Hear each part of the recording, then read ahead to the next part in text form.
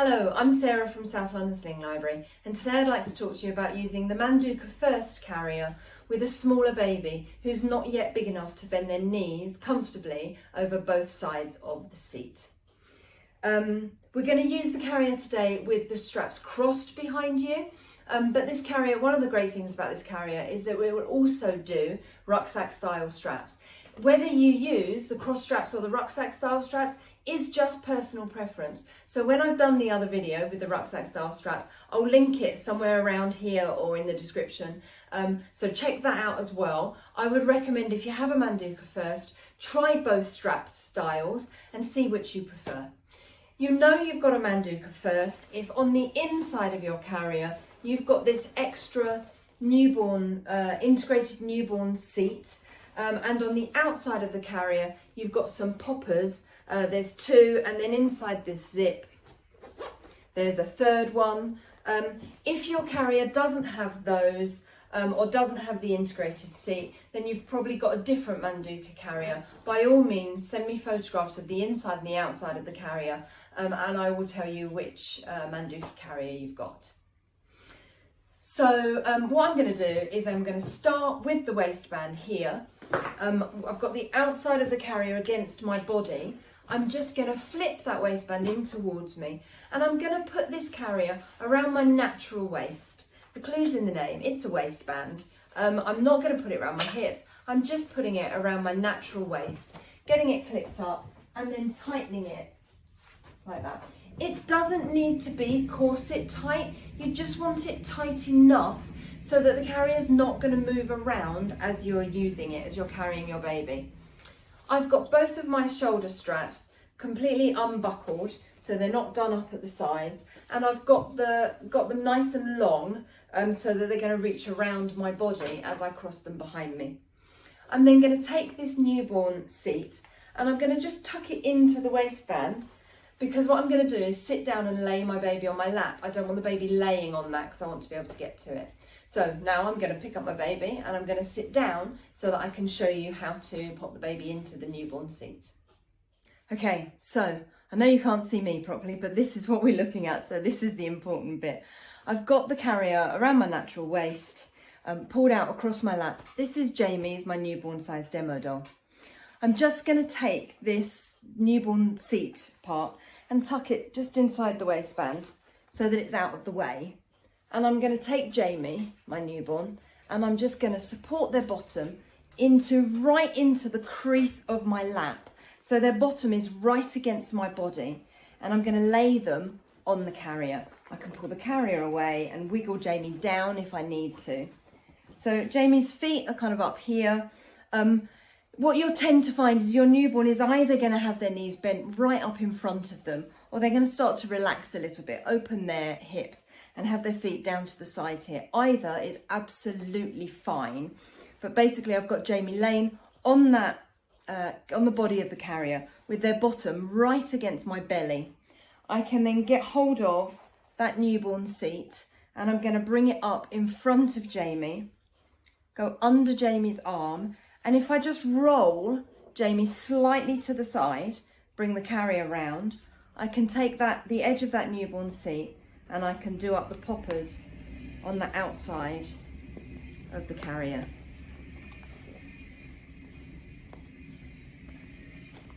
There's one side. And then I'm going to do exactly the same on the other side. So under Jamie's arm, roll Jamie and the carrier slightly to the side and get those poppers done up. 1 and 2. From there, I can slide my hands under the carrier to Jamie's back, and I'm just going to lift Jamie to my chest. Again, Jamie's going to do whatever they want to do with their feet. Sometimes they'll tuck their feet right inside the carrier. Sometimes, like Jamie, they're going to be a bit more relaxed and their feet are going to be slightly out at the sides.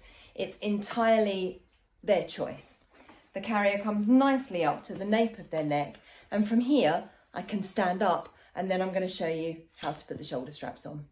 So now I'm standing up, I can see this carrier just comes nicely into the nape of Jamie's neck. If Jamie was a bit taller and I felt like I needed additional height, I still only want the carrier to come into the nape of Jamie's neck. But what I could do for a slightly taller baby is open this zip,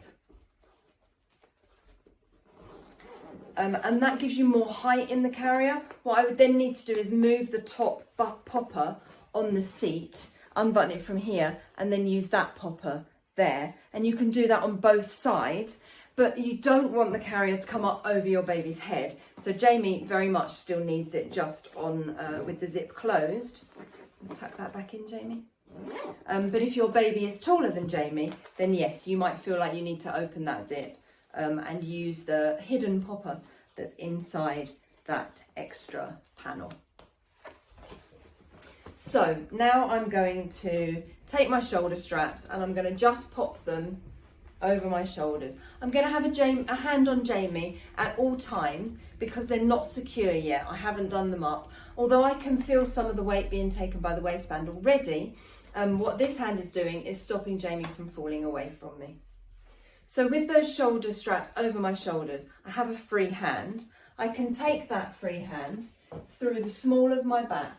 I'm going underneath this first strap that I come to the strap on my opposite shoulder, and I'm going to pull straight down to the floor first.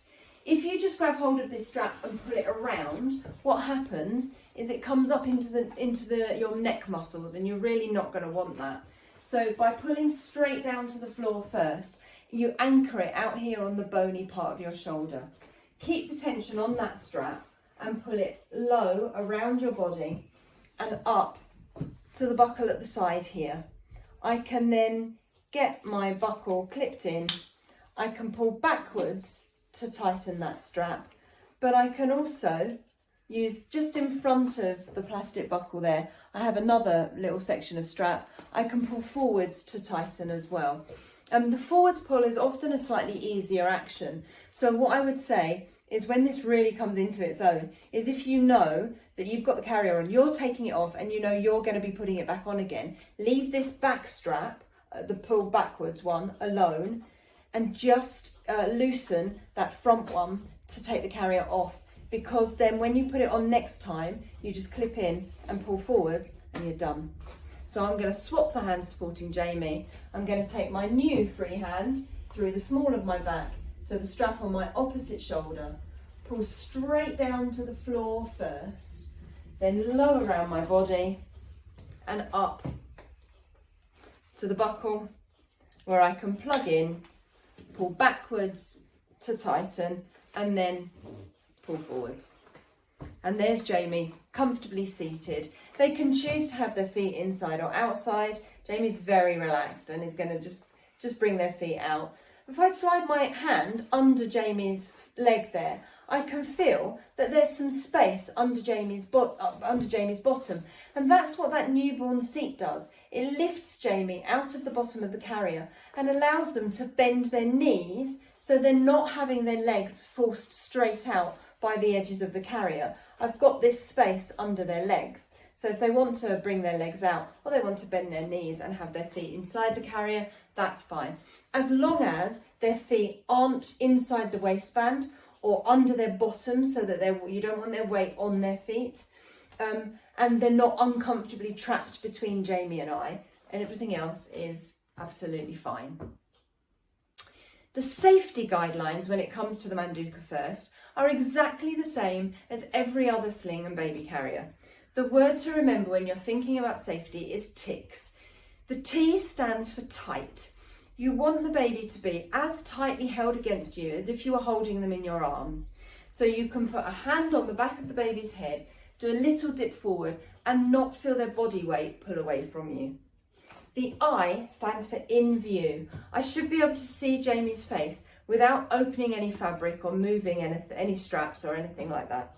The C stands for close enough to kiss. Now, honestly, this is about breasts or soft chest tissue. It's about having the baby on the firm part of your chest above your soft chest tissue or your breasts. If you don't have soft chest tissue or breasts and the baby sits a little bit lower on your body, as long as you're happy that their airways are open, it's not a disaster if they're just out of kissing range. The K from the word tics stands for keeping baby's chin off baby's chest. The easiest way to know that their chin is off their chest is that if you do the ugly double chin manoeuvre, you can see the tip of their nose and everything from there up. If they put their chin on their chest, their nose will point at the floor and all you'll be able to see will be the back of their head. The S stands for a fully supported spine. The easiest way to check is to put your hand on their back and lightly press, and they shouldn't have extra room to get closer to you, uncurl or sit up. And this is about making sure that they don't have extra space in the sling that they could slump into, put their chin on their chest and close their airways. To take the carrier off, I'm going to support Jamie's weight. I'm going to unbuckle, I'm going to just slightly loosen that front strap and unbuckle, swap hands, slightly loosen the front strap by pulling that plastic buckle backwards and then undo. Now, because Jamie is in the newborn seat, before I do anything else, I'm going to find the poppers on the front and I'm going to undo both poppers on that side, both poppers on that side, and then I can peel the carrier from Jamie and then support Jamie as I drop the carrier. And there's Jamie. To use the Manduca First with a baby who's slightly bigger than Jamie, the newborn seat is perhaps feeling a little bit constrictive. They're a bit bigger now, and it just feels really cumbersome and awkward trying to do that. Then what you can do is you can, as I was saying in the section with Jamie, you can open this zip to give them more height. But if the seat itself is feeling, they just don't fit anymore, but they're not comfortable to bend their knees over both sides because their legs just are a little bit too short. Sorry, baby. What you're going to do is take your newborn seat and just roll it or fold it so that you can tuck it away under the elastic straps inside the carrier there. You then have a little extra strap. So Manduca do their own extra strap. It's called the Manduca Size It, and it's got a plastic buckle. You can tighten it and loosen it. And it has a nice little bit of padding so that it goes under here, under the baby's bottom. I don't have a Manduca Size It, so I'm going to use a strap from a different carrier. You can honestly use shoelace, a bit of string, a ribbon, nice wide ribbon, anything that's going to do the job of just slightly bringing the sides of the carrier in. What I'm going to do is I'm going to take this strap and I'm going to thread it underneath those elastic straps on the inside of the body panel, take it around underneath, and if I just lift the carrier, you can see what I'm doing, so that it's on the outside of the carrier, clip it up, and I can tighten it as much as I need to bring the edges of that carrier in so that it will comfortably sit between my baby's knees without overextending their lower leg. So now I need my baby. This is Sydney. Sydney is my slightly bigger newborn, so not quite curled up newborn sort of size, but not yet big enough to be able to sit in the Manduca First with their knees comfortably bent over both sides without having the edges brought in slightly. So what I'm going to do is I'm just going to hold Sydney here on my front as if I was going to hold them without a sling, and I'm just going to encourage their knees up. What I don't want is I don't want their legs hanging down in front of the carrier because it's really hard to then get the carrier around them. But equally, they may not be willing to kind of wrap their legs around me, and I don't need them to do that, it's fine. So I'm just going to encourage Sydney just to bend their knees, and what you get then is that seated position, and you can see it kind of moves their feet just to the outside edges of the carrier. I can then pop a hand under the body panel of the carrier and roll it around Sydney's back. If you've had this zip undone when you've been using the newborn seat because your baby's a bit taller and they've needed the extra height in the body panel, you might find now that you're not using the newborn seat that actually with the zip undone it would be the carrier is up here, in which case pause the video, take a moment just to pop your baby down somewhere, get this zip done up, and then you can try again. You just want the carrier to sit in the nape of your baby's neck. So from here I can feel the waistband taking some of Sydney's weight already. I'm stopping Sydney from flopping away. Now I'm going to pop my shoulder straps over my shoulders.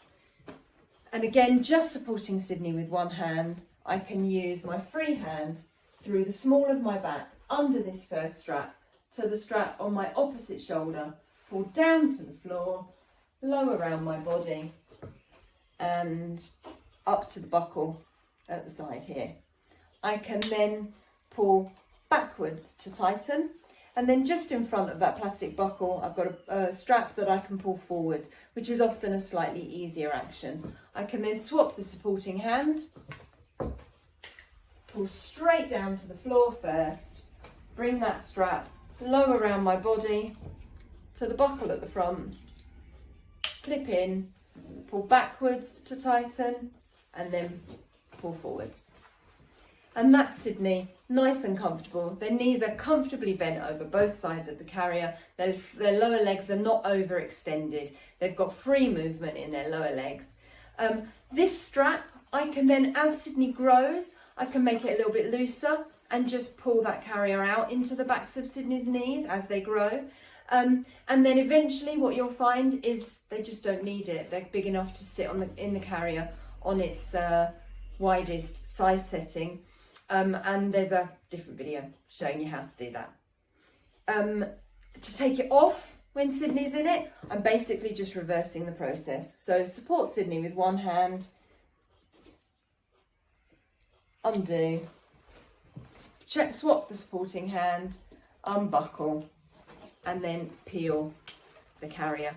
The safety checks are exactly the same as if you've got a small newborn in the carrier. So do check the other section with using the newborn seat for the safety aspects. And yeah, if you want any other information about the Manduca First, any other Manduca or any other sling or baby carrier, if you'd like to come and see us or like to hire a carrier, then do check out our website at southlondonslings.co.uk. Thanks a lot and I'll see you soon. Bye.